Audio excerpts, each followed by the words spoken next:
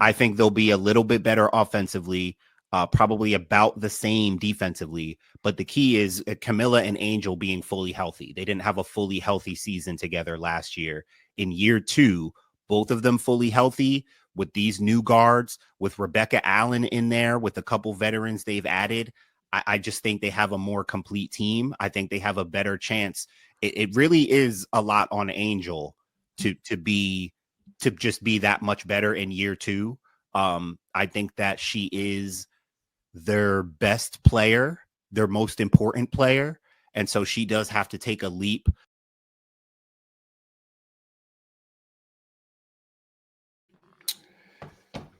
Chicago Sky currently, they do have 2 wins on the season. They started the season winless. They do have 2 wins on the season, but things are not looking as well or as sunny as people may have thought it looked. We're going to look heading into the season. How, Martin, can the Chicago Sky turn their season around and at least make the playoffs?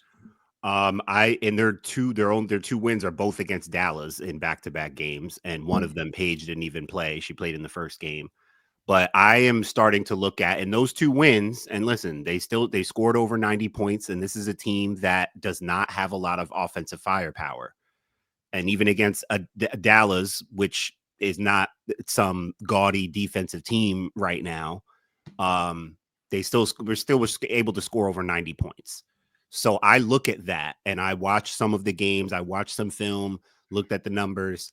I think the main number I'm looking at for Chicago, and I think this is what Tyler Marsh is now looking to really emphasize with this team, is their assists. Their most recent win, 20 assists on 30 field goals made. The win before that, the game before that against Dallas, it was like 28 assists on 37 field goals made. They've got to have a high assist number. When you have a team that does it by committee, that doesn't have any one sole or even like a few sole go-to scorers and offensive weapons, you've got to pass the ball. You've got to do it with the pass. It's got to be shared. It's got to be a little bit of everybody. That's the only way. Now we could go a little more drastic, and I have maybe a thought on they might need to make a trade. I mean, it's not looking good at all. It's why I was really hesitant with my take that they could be a dark horse finals contender. But I knew things needed to happen. What I said at the end of that clip was the biggest thing for me. Angel would need to take a year 2 leap. And I said she could be their best player. I think she's their most important player. I think now Ariel Atkins is showing she's actually their best player. Kamilla could be their best player at times, but like overall, objectively, I'm saying Ariel Atkins is their best player, but Angel's the most important player. You just can't get around it. They're not going to do better unless she plays better. And if she plays better, I think they'll look a lot better. And so, one way is to keep the culture of unselfishness, do it by committee, high assist number, no one player taking too many shots unless it's Ariel Atkins, because I think she's the only one who deserves to be taking over 15 shots if that's the case. But the only way they compete, turn their season around is 1, if they continue to have a high assist rate, and 2, if Angel Reese can turn things around and just play better basketball and be more of a force like she was last year. And I mean, I think that's what it comes down to for this team. They don't have many options for turning things around. I agree. Listen, I'm probably as big of an Angel Reese fan as it's going to get. I don't think there's many people out there who are a fan of hers more than I am. And as a fan of a player, you got to hold them accountable for the ups and the downs. And Angel Reese so far this season has not looked good. She has not looked like the player that we saw in Unrivaled. She hasn't looked like the player that I thought she was going to be entering year 2. And there's, again, we're what, 7 games, 6 games into the season for them. Like, there's obviously a lot of time left in the season for this to turn around. But here's what I will say. And I understand the point about Angel being the best player or being the most important player. I do understand that. And I'm not saying I disagree with that, because I think that, despite being drafted lower, she is the franchise player. Mm-hmm. But I think at some point this season, there might need to be an adjustment made where maybe Kamilla Cardoso becomes the emphasis of this offense down low. And the reason why I say that is because Kamilla obviously her star is not as bright as Angel Reese as far as popularity and people knowing who she is and things of nature. But as far as, you know, what you're asking them to do down low, Kamilla's better at it than Angel Reese, right? Like at the end of the day, the name of the game is putting the ball in the basket. And Angel Reese right now is shooting 30% from the field. She, as I mentioned on the show a couple weeks ago, last time I was here, when I was here, she set a record the other day for the most misses inside of 4 feet in a single game. She had 10 in a game the other day. She, I believe, is the most blocked. I think she has as many blocks on the season as she has been blocked this season, right? There are things that Angel needs to work on. And Angel is still, despite the work in Unrivaled, despite the work with Lisa Leslie, despite, you know, the shooting work that I see that I salivate over every time I see it, right? There is still a rawness about Angel Reese's game that needs to be cooked out, if you will. And until we get to that point, I think maybe it's time that we pivot in Chicago over to Kamilla Cardoso, a player who is taller, a player who is more efficient, a player who in their first win of the season did have 23 points and 8 rebounds and missed like 2 shots from the field. Like, it's not like Kamilla Cardoso is some scrub. I think the Chicago Sky need to realize that you drafted Kamilla 3rd overall for a reason. You didn't draft her 3rd overall to play second fiddle to Angel. And I'm not saying that they're doing that on purpose, but what I am saying, though, is that there is a reason you drafted Kamilla Cardoso 3rd overall. And so far, if you just took a random person off the street and just asked them who they thought was drafted higher, who they thought the Chicago Sky deemed was the better player, you would think it's Angel Reese.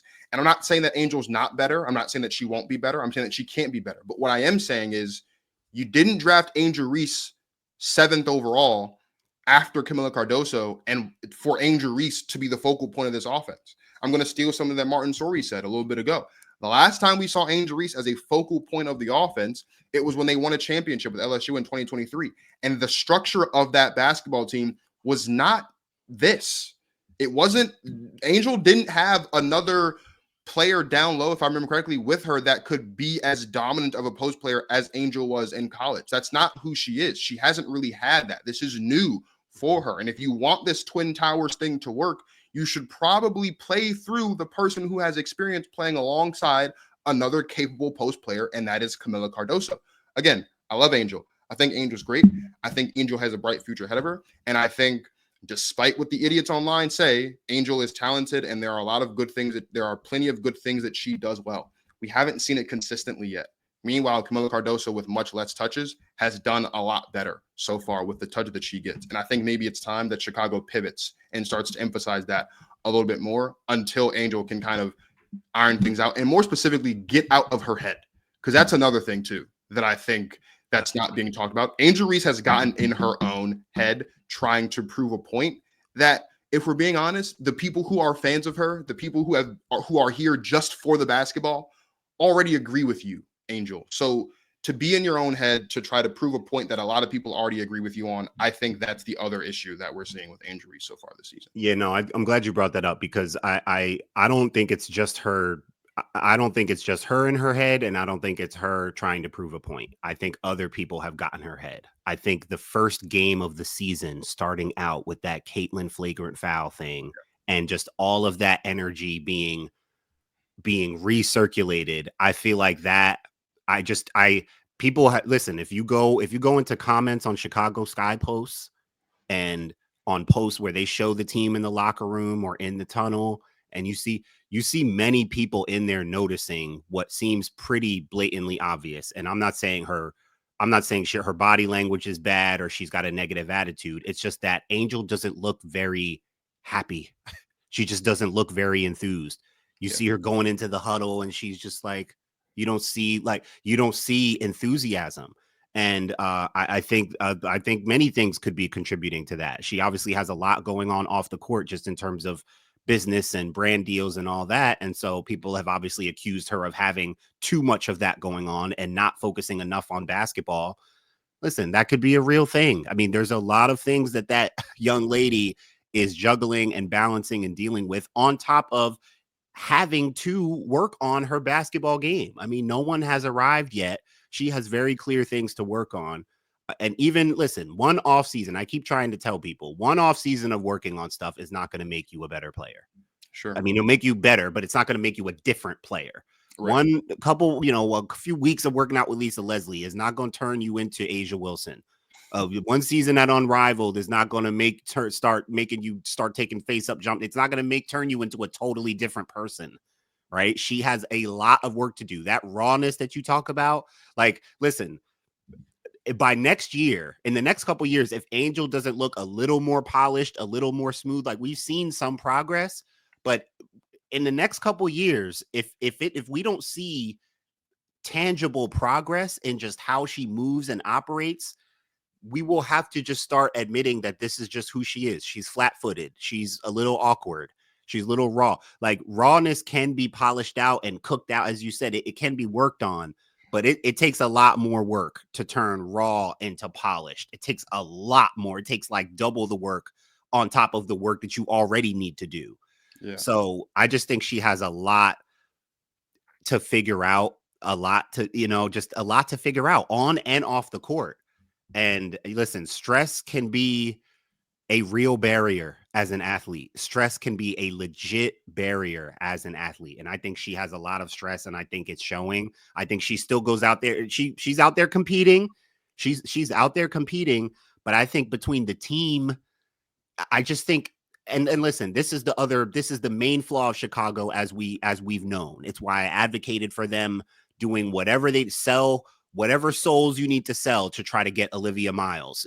Heck, they should have tried to offer her a bat. They should have tried to get somebody to just put money together just to convince her to come out. It's like, we need you that bad. They need an elite guard, specifically a point guard, so badly, it's not even funny. Because even as you talk about playing through Kamilla and giving her more touches, Camilla's taking, her and Angel taking about the same amount of shots. It looks like, I think I just checked, Camilla's taking 9 shots. I think Angel's taking 10 shots. So sure, maybe get Kamilla up to over 10 shots and maybe decrease Angel shots. But what does that even look like? It goes back to what I said. Kamilla is an assist big. She's not a play through you and she makes passing reads and takes a couple dribbles and backs you. She's not a Jokic. Right. She's a dump it in, take one dribble and power up, seal you high low over the top. What she was doing at South Carolina. It was part of my critique of Kamilla in that she's not a big, I mean, you could play through her in college because if you're 6'5" or above, you can dominate in women's college basketball. You're just bigger than everybody else. Not the case in the WNBA. And Kamilla has some work to do. If you're going to play through her more, she's got to show that you can play through her more, that she can do a little bit more in the post than just catch and finish. Angel and Kamilla are both catch and finish bigs, which means you need guards that can play make and make it easier for those bigs to catch and finish. They have yet to have that kind of guard room, that kind of dynamic guard room to really get the best out of Angel and Kamilla. Yeah, I look at Chicago, and first of all, I will say this: there was a lot of people on Twitter, and again, Twitter is a very volatile place. There are a lot of people on Twitter who were panicking because of the way that Sonia Citron was starting off her season in Washington, and the way that Ariel Atkins are starting off in Chicago, being very regretful. Listen, I said when we had Mike Hughes on the show that Ariel Atkins it can do more for this team this season than Sonia Citron ever could. Not to say that Sonia Citron wouldn't do great things. Ariel Atkins, I think you sent in the group chat with me, you and Mike Hughes, that Courtney Vandersloot was their leading scorer with 9 points per game. I was like a week or so ago. Ariel Atkins is now the leading scorer with 15. So things are starting to level out a bit more. Ariel Atkins just needed time. And I think as the season progresses, we'll see Ariel Atkins be a little bit more aggressive. The thing that bothers me the most about this team, and I said this to you and I said this to Mike Hughes, is for a little bit. By the way, Sonia Citron would not be saving this team right now. She's good, but like she's not the kind of guard. Like to me, Olivia Miles was the kind of guard that could turn this team into something different. Sonia Citron will probably be doing about the same thing Ariel Atkins is doing, and probably a little bit worse. She's a rookie. Like she wouldn't have come in and saved this team. Go ahead. Right. What I'll say this is, and I said this earlier on to you, and I had some concerns. I'm going to wait it out a bit because we're still only a couple games into the season.